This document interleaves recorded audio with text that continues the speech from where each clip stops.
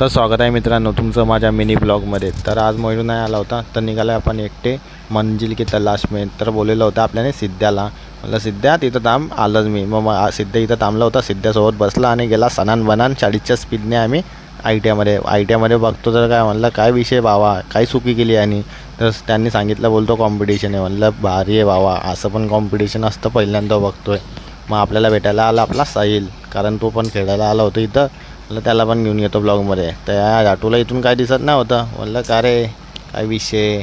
मग इथं पंजाचा कॉम्पिटिशन होतं बाबा, मग चालू झाला पंजा कॉम्पिटिशन। या पोरगा हे पछाड काम चालू होते त्याचं, म्हणलं बाबा विषय खोल, हार्ड विषय तुझा। तर मग आपल्या इथं बाहेर आलं, आपण बाहेर पण रनिंगचीच कॉम्पिटिशन चालू होतं। म्हणलं बाबा जिंकणार तर जळगाववालेच, कारण जळगावचा पोरं होता तो। मग सुटला आपला आय टी सुटल्यानंतर संध्याकाळी मस्त आपण गेले सिद्ध्यासोबत घरी। तर भेटूया पुढच्या ब्लॉगमध्ये।